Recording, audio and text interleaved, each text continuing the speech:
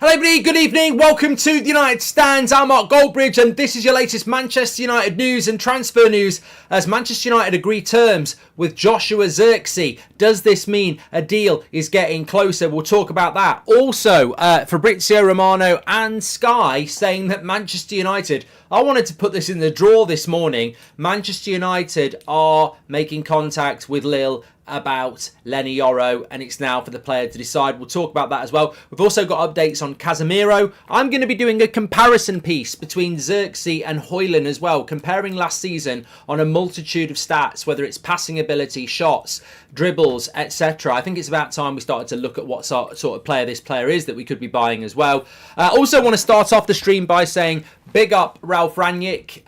Fantastic Austria again. 3-1 win against Poland in the Euros. They were very, very good against France as well. Obviously, they're going to need a result against the Dutch in the final game to go through.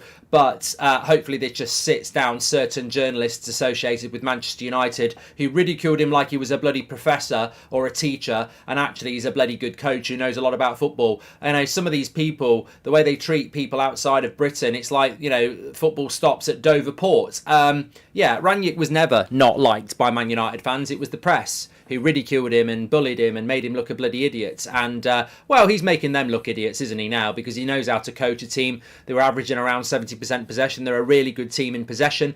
And on top of that, look at what he said 2 years ago about open heart surgery. The club are now doing it. So I think the reason it went wrong with Rangnick, and that leads nicely into our transfer chat, is that Ralf Rangnick tried to get this team to play football, and for half an hour they tried against Palace and then they gave up. We don't actually have the players to play the way that we want to play.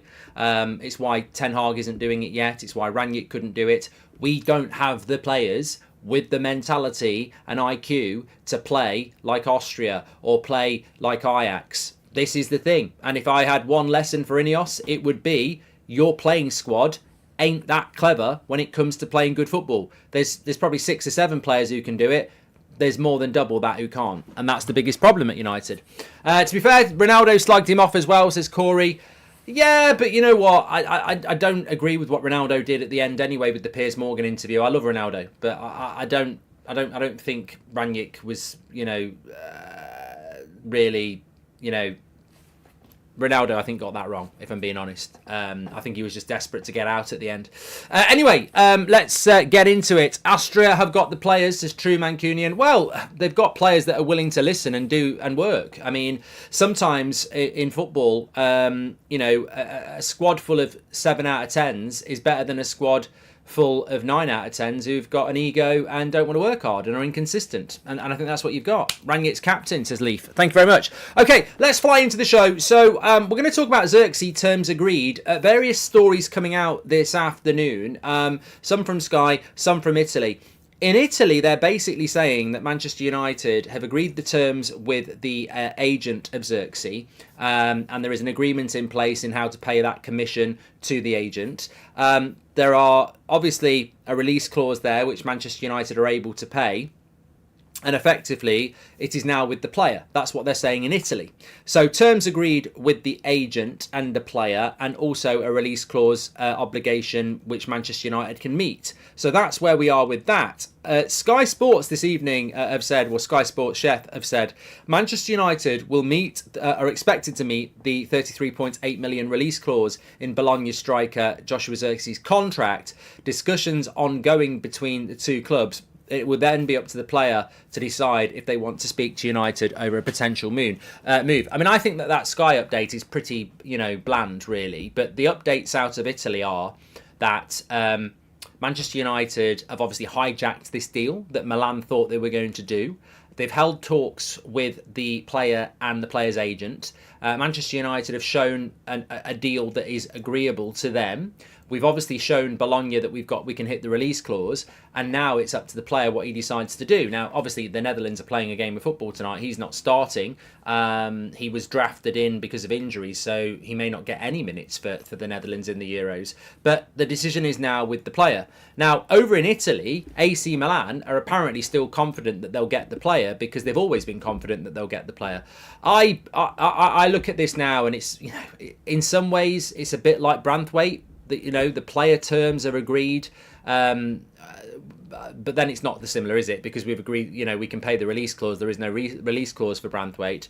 The difference, in fact, there's no similarity at all, is there? Branthwaite will come to Man United. The terms are done. It's just whether Everton will do as a deal. I think with this one, with ZIRKZEE, it's about whether he's going to come to Man United or whether he's going to go to AC Milan. But I think we look a little bit stupid if he goes to AC Milan, because we had Fabrizio on the show 10 days ago saying that, pretty much this is a done deal to Milan. In relation to what was going on then, we've hijacked this deal. If he then goes to Milan, why did we bother hijacking the deal? And have we been used by the agent to get what they want out of Milan? We've got to be a bit careful here, because I was thinking about this just before we came live. I can't see a world where we don't get ZIRKZEE, because he was always going to Milan. So if you're going to hijack it, you better get it done. If he still goes to Milan, have we been played by his agent in the 5 principles of a transfer? Have we been used to get what they want out of Milan? So, I hope that doesn't happen, because it just makes us look a little bit stupid. I believe we'll get ZIRKZEE, because I think he was always going to go to Milan. We've hijacked it. Surely we get him. And surely Manchester United's more appealing to him as well. Big up to you, Mark. Have mates who accuse United stand of pandering to toxicity, yet lap up real toxic voices in the industry. Will always defend our platform. Have mates who accuse United stand of pandering to toxicity, lap up real toxic voices in the industry. Oh, yeah. I don't actually think United stand has been toxic for or negative for probably 2 years now. We've backed this manager, we back the players, we back the club. Obviously, we call out when people are underperforming, but that's the way it should be. Have we made a deal for Alvarez from West Ham? No, Jamie, and I don't even know what that's all about. And Youfool says, well, I know we've been linked to him, but I don't see how we can do that deal. And Youfool says, since it's Friday, this is more off topic, but did you see Godzilla -1? It's a really good film. Ranyik's captain. Says Leaf, we've done that one, of course. I want to talk about this Lenny YORO story, and I want to talk about the update with Casemiro. But just to add, Ben says back to the players, laugh out loud. I mean, I don't know, Ben. I presume you spend a lot of your time on social media and not on here. Please give me players that we haven't backed.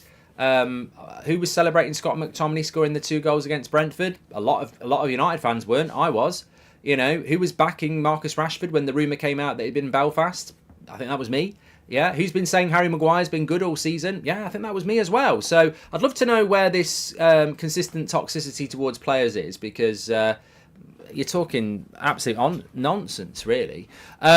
Anyway, just to offer something a little bit different. I think, these stories can become exhausting in the sense that, we're interested, we're in talks, terms agreed, player's got to make his decision, deal done, hopefully. But what is ZIRKZEE? So, look, I use an app called Y-Scout, and it's very, very good. It's so good you have to actually pay for it. Some people will start talking about XBref and other stuff. Fine, I'm not a geek. But I have put in Rasmus Højlund and Joshua ZIRKZEE for last season, so we can just compare what type of players they are. And what we get if we bring him in. And I want to do more of this if we actually get him and compare him to strikers that are more like him. But goals per 90, 0.4 for Rasmus, 0.34 for ZIRKZEE. Shots per 90, 1.5 for Rasmus, 2.5 for ZIRKZEE. So ZIRKZEE scores less with more shots, basically. Shots on target, 52% for Rasmus, 39% for ZIRKZEE. Goal conversion, 26% goal conversion for Rasmus, which means he scores 26% at the time. 14% for ZIRKZEE. Touches in the box, 3.25 for Rasmus, 3.38 for ZIRKZEE. So, look, I think based on that, the better, more efficient striker would be Rasmus in relation to goals. But that's not what ZIRKZEE necessarily is all about. Age, 21 Rasmus, 23 ZIRKZEE. Passes per 90, Rasmus, 14. ZIRKZEE, 28. Double, basically. Double passes. And this is where ZIRKZEE comes into his own. Accurate passes, they're both about 80%. Back passes don't care about that. Passes. Yeah, basically, he's more of a passer, definitely. Now, what about dribbles per 90? 2 dribbles per 90 for Rasmus, 4.3 dribbles per 90 for ZIRKZEE. Offensive duels per 90, 13.4 for ZIRKZEE, 10 for Rasmus. And progressive runs per 90, 1 for Rasmus and 1.6 for ZIRKZEE. Assists, 0.14 per game for ZIRKZEE, 0.07 for Rasmus. Now, we can go into that a hell of a lot more. Absolutely, we can do.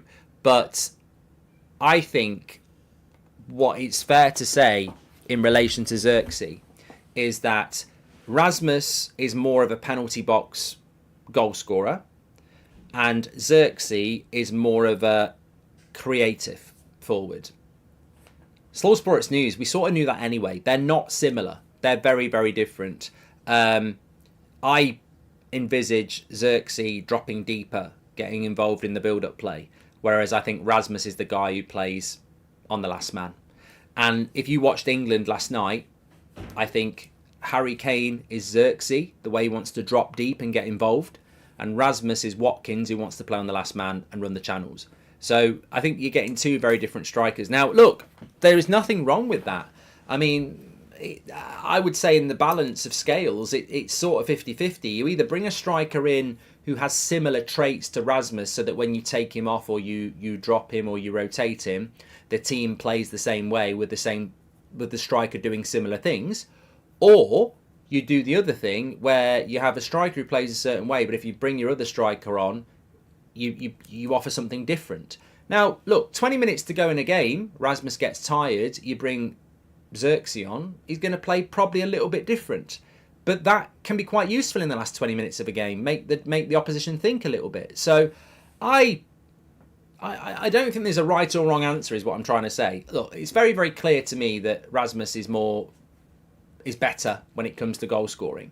But it's very clear as well that ZIRKZEE's better on the build-up and dribbling. So I don't really know what to say, which is unusual for me because I don't really know what the negative or positive is. Like, I mean, I don't know what the negative is. I can see the positive. He's a different type of striker to Rasmus, and that Alvarez is a very different type of striker to Haaland, isn't he? And it doesn't do them any harm.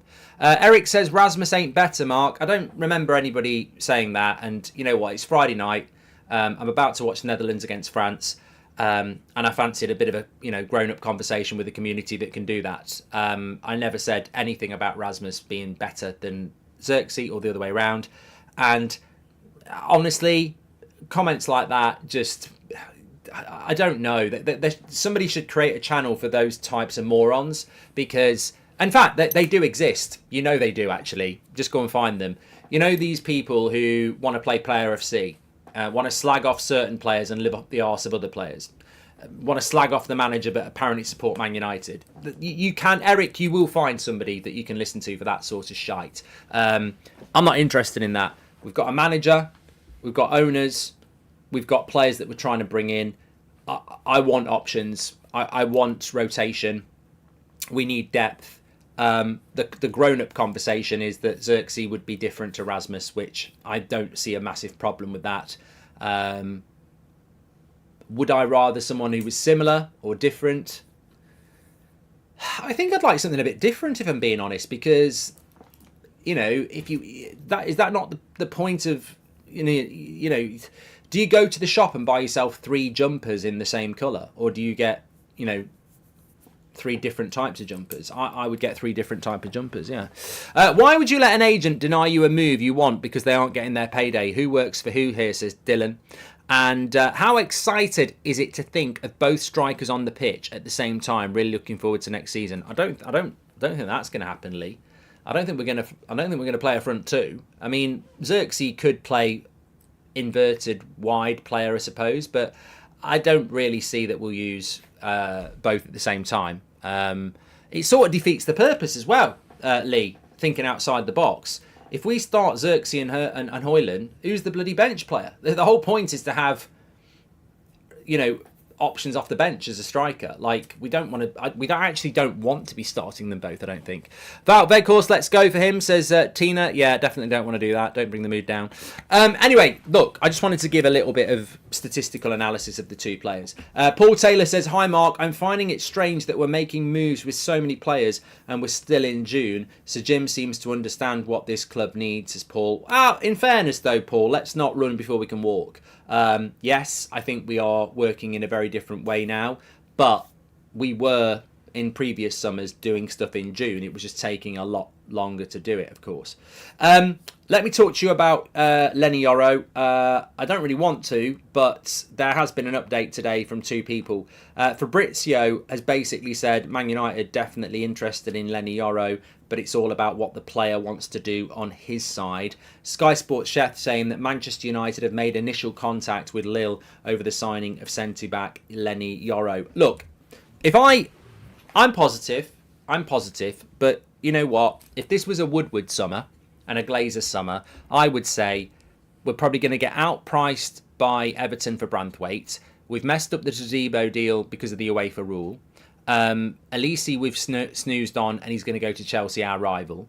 Lenny YORO we're wasting time on and he's always going to go to Real Madrid. And ZIRKZEE we've been used to get the deal up with AC Milan. So you could say all five of those deals could go really wrong and we'd look absolutely stupid. We don't get Branthwaite, we don't get YORO, we don't get ZIRKZEE, we don't get Todibo, and we don't get Elise. And, you know, I think a couple of years ago we'd probably all be sat here saying, yeah, that's probably going to happen. What a bunch of prats we've got in charge. But as much as that could happen, we've also got a new system in place and a new ownership around recruitment. So, you know, I expect us to get ZIRKZEE. I expect us to get Branthwaite. Who knows what will happen with Elise and Todibo. But going to Lenny YORO, I've got to be honest, this just feels weird. And I would say it feels weird in the sense that, well, João Neves just feels weird to me. Surely we can't do that deal, and yet United are looking at a deal.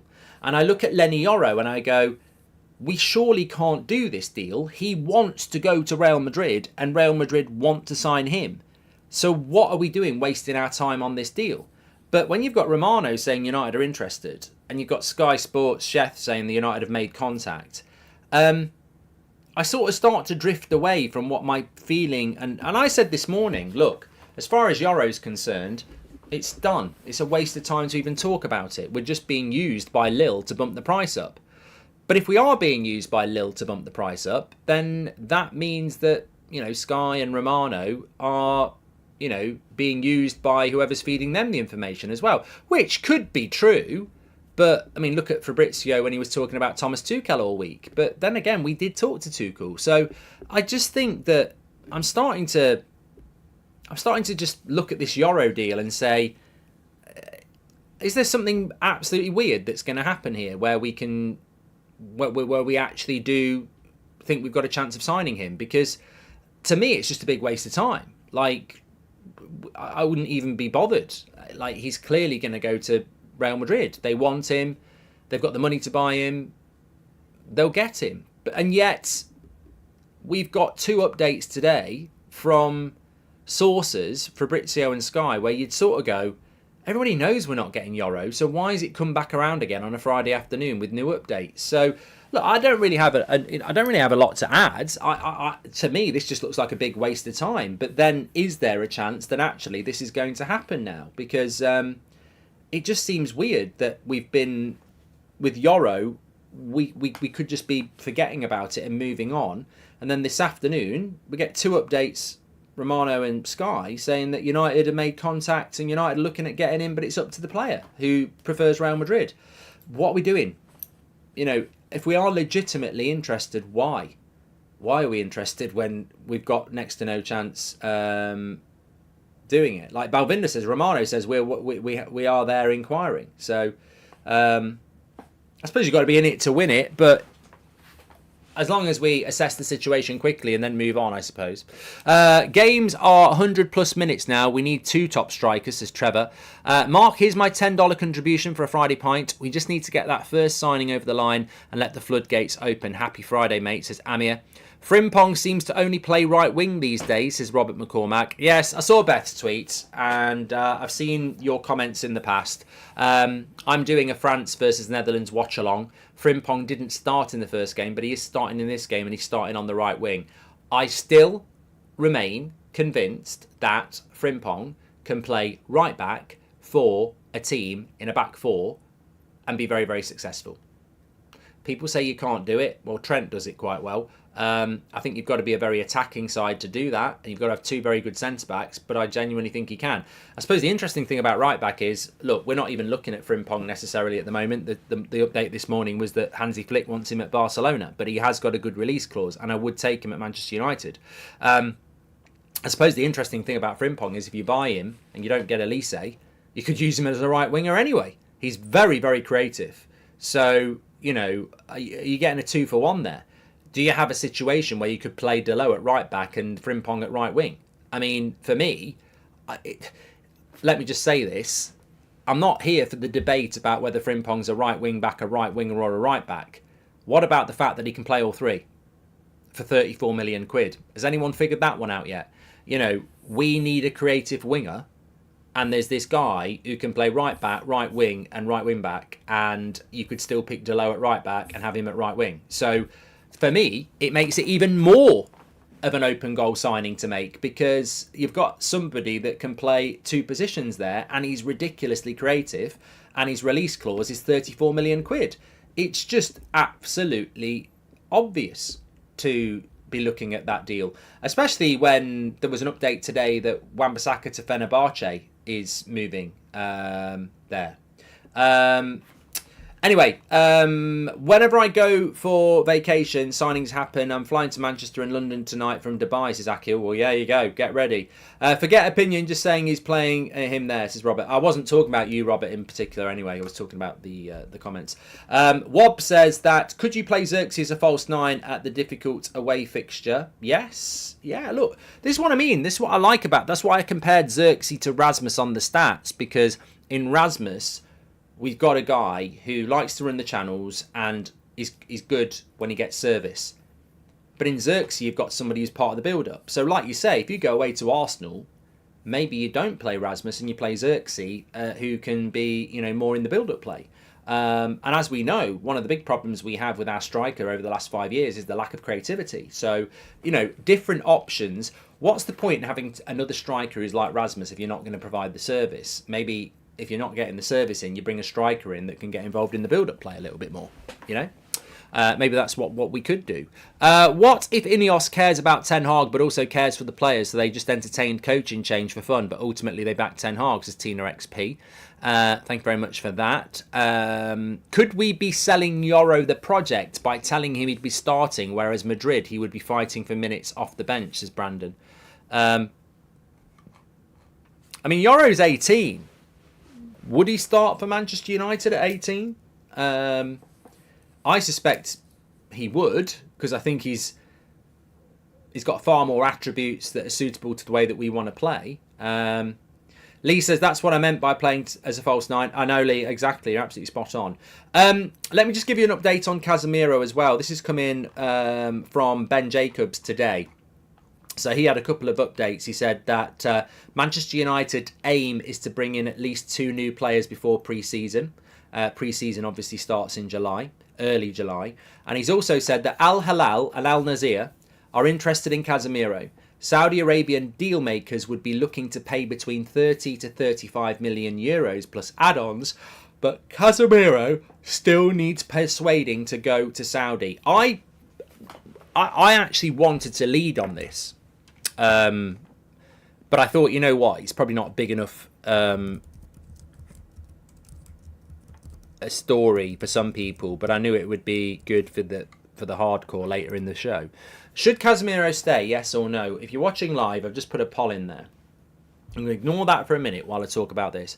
So, in relation to Casemiro, over the last couple of days, I've been monitoring the Casemiro situation and, you know, using Translate and all sorts to read articles from Brazil, etc., trying to find an angle on what Casemiro's doing. And generally, I think he's on holiday at the moment, weighing up his options. But some stories say nailed on Saudi Arabia. Others say he doesn't want to go to Saudi Arabia yet. He feels he's still got more to offer in Europe. If he doesn't want to go, he becomes Jadon Sancho. And I think we've got to be careful about that, because there's a lot of people selling him to Saudi Arabia, and of course the money is there for him, and that deal can happen. But Saudi Arabia would sign Jadon Sancho. He's not going to go there. So we can't sell Sancho to Saudi Arabia or Rashford or Bruno because they don't want to go there, whether we want to sell them or not. And the same thing could happen with Casemiro. If Casemiro decides that, you know, his pride's hurt or he thinks he's got a point to prove, we can't sell him to Saudi Arabia if he doesn't want to go. He is only 2 years into his contract, and it's 300 grand a week. He doesn't have to go anywhere, which leads me to my next point. Should he stay at Manchester United? Well, 75% of you are saying no, and this is interesting because I didn't know what that was going to be. But I think the big problem that Casemiro's got if he stays, and I don't know whether he's aware of this, if he stays at Manchester United, he got written off by the mainstream at the start of last season. They went for him instantly. I think by the end of the season, United fans, who had been very loyal to him, had also sort of written him off as well. Now, where I stand on this is that Casemiro in his first season was my player of the year, not Rashford. I think he was the reason we got top four. But in the last 2 months of the season, I don't know what I was watching. At times, I thought he was going to pull a mask off and it was Anton Dek, or one of them, or both of them. It was almost comical sabotage.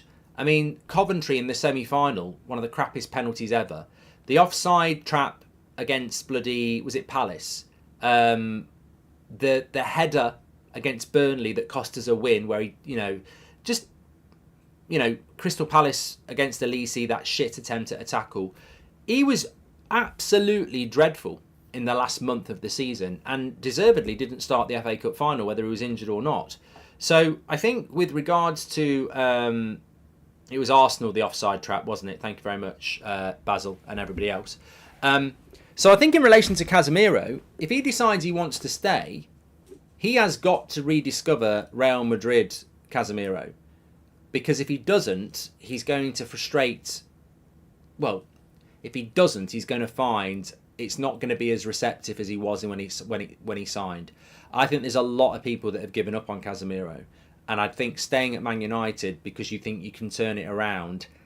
you better turn it around, because if he doesn't turn it around and he stays and we have to put up with him in the midfield on 300 grand a week instead of buying somebody, it's going to get very bumpy very, very quickly. That doesn't mean he shouldn't stay if he believes in himself, but I actually honestly do think the best move for him is to move, because I just don't think we're going to get Real Madrid Casemiro back. I don't think we are. And based on that last few months of the season, no one else is going to buy him anyway because of the wage, and they wouldn't give us the money. No one's going to give us 40 million for Casemiro and then pay him 300 grand a week in Europe. Forget about it. Forget about it. It's not going to happen. Nobody in Europe, whether it's Bayern Munich or whoever, nobody is going to say to Casemiro, we believe in you, come and play for us, and then give United 40 million and him 300 grand a week. Forget about it. It's not going to happen. But he will get that in Saudi. So I think with Casemiro, it's quite straightforward. He either stays at Manchester United or he goes to Saudi. If he stays at United, it could be a bumpy ride. On the other hand, he could stay at United and be absolutely brilliant for the next 2 years. But But 72% of you think he should be going. Master, welcome to the Members Club. Thank you very much. Terence Robbins says that Casemiro has an attitude problem. And Goldio says, do you think we stopped Elise interest once Ten Hag was confirmed to stay? He wants to progress Ahmad instead, as reports suggest. We need to do both, in my opinion, says Goldio. No, I think Elise is a player that Ineos really want. Like, he is a player that's been identified by Ineos as a player that they really want. Ten Hag really likes him as well. So I don't think Ten Hag has got the power to say to Ineos, don't sign Elise. I think United have sort of like been caught like a rabbit in the headlights with Elise. They really want him, and I think he knows that. But Chelsea and others have gone very aggressive to try and get the deal done, and I don't know whether we're in a position to do that deal financially. I wonder with Elise, if he hasn't signed for anybody by July the 1st, which is still a long time away, it's 10 days away. I just wonder with the change into the new footballing financial year whether that's when we make our move or not. But Deb O says Rasmus outgrows the homegrown age next year, so shouldn't target someone like Tony instead of filling the gap with an academy promotion, says Deb O. And Jamie says, I've been wondering about possibly signing 2 to 3 centre-backs and moving Martinez to centre midfield alongside Mainu. He can ping the ball and will add some steel in the middle. Well, one, Ten Hag said he doesn't want to do it, and two, I just think Martinez at the back, taking the ball off the goalkeeper, progressing the play, I think that you're massively damaging the way we want to play by moving Martinez from the fundamental catalyst that he will be. And we missed that last season. Can you compare Casemiro and Neves on the app, says Mufasa? I can do, but I can't do it tonight because literally Netherlands against France is starting soon. Do you think Ineos is still working on Todibo? I'm furious and devastated. I live in hope, Klaus, that we're working still on Todibo, because I think what Sir Jim Radcliffe said was very telling. The player wants to come to Manchester United is basically what I read from that, and obviously Man United want him. So I don't know that you just park that deal when it's also a very good financial deal as well. So I live in hope that still can be done. But look, the rule is the rule, isn't it? Akil says, I know this is off topic, but any suggestions where I can get a good pint and chill in Manchester? Expectations for next season? Top 4 next season. Place for a pint in Manchester. I'm crap on pub names. What's that green pub? I always quite like it when I've been in there. I think it's there's something of Percival or something like that. I'm crap on pub names in general. There's only really 2 pub names I know. The Old Contemptibles in Birmingham, Hairy Lemon in Dublin, but there are plenty of other pubs out there, definitely. Casemiro is capable of turning it around. Remember Matic, says Goldio. Well, maybe he is. Maybe. I don't know. What I will say is, and I should have said this as well, what do you think Ineos want? And I think that Ineos probably would like to move him on. I think they'd like to move him on to a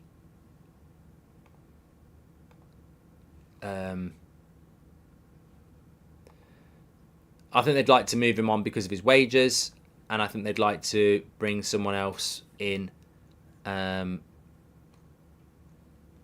my thought.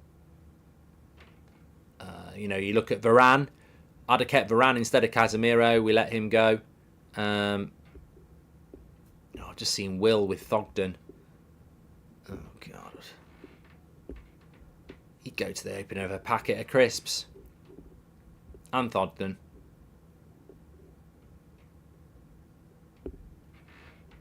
I'll tell you what, I thought this was a great comment, though. Swedish Rumble on X said this, and it's something we spoke about as well. It's a great point, and nobody really talk about it. And we saw it with Greenwood, we saw it with Rashford at a similar age. Kobe Mainu has been deprived the opportunity to build up physically over the summer. That's when players do it. Rashford did it. Mason did it. He can't do that because he's playing too much football. But a lot of footballers over the summer will bulk up and go up a level physically. And Mainu has been deprived of that by being part of the England team, which obviously he wants to do. So I think that makes it even more essential that we sign a midfielder who can hold the midfield, because I don't want Mainu to play that role anyway. But if Mainu came back in July after a summer off and he was a bit more, he put on a bit of bulk, some people would be saying maybe he should be a holding midfielder. But I think next season he's going to be pretty much the same size. So for me, he's still, I think number 8 is what he is, and that's going to suit him better. But I do think that's a very good point, that if Mainu doesn't get minutes for England, then it's a bit like what I was saying about Luke Shaw this morning.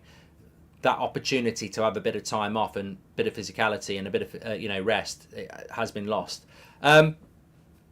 Casemiro have done that one. Do you think ZIRKZEE and Martial are technically the same? This might be Eric's master plan, says Links. Well, I think that you might be onto something there, because I think with Anthony Martial, I always liked Martial. It was his injury problems that were frustrating. But Ten Hag liked Martial as well, and Martial was very, very different to Rasmus. I think, you've got more chance of raising the Titanic than Martial being fit. But the point is, if Martial had been fit for even 70% of the season last year, you would have had a completely different alternative to Rasmus. And I think that's the point I'm trying to sort of make about ZIRKZEE, is that he is very different to Rasmus, but that's not necessarily a bad thing, because I think, look at Alvarez and Haaland, very, very different. And then, if Haaland comes off or doesn't play, it's Alvarez. Look at Rasmus and Martial. That Ten Hag liked Martial. He would have given him game time. He would have rotated. He would have brought him on. He's very different to Rasmus. So I don't think it's a negative that ZIRKZEE has got different attributes to Rasmus. And I think that, it will certainly make it more exciting when you see the starting lineup and ZIRKZEE starting, or Rasmus comes on for ZIRKZEE, or likewise. I think it will make us quite intriguing to watch, for sure. Anyway, look, I realise that we're only 15 minutes away from the start of this bloody France-Netherlands game, which I'm very excited about, especially with Frimpong starting. Get over there. Just tell them I'm going to be a couple of minutes. I need to just get a drink, and I will see you over there very shortly. Thanks for tuning in. I know it's very hectic at the moment, but we've still got our morning shows and 7 o'clock show, and if anything goes on in between, we will go live. The Euros does start to thin out a little bit next week, so yes, it's been hectic the last sort of week or so, but we're loving it. Willem says, I'm Dutch and happy for all the interest in Dutch or mainland European players, but don't forget to keep looking for thoroughbred English players, mainly for the balance of the squad, says Willem. Well, thank you, Willem, and we'll be over watching your country in a couple of minutes on That's Football. I'll see you over there. Thanks for watching.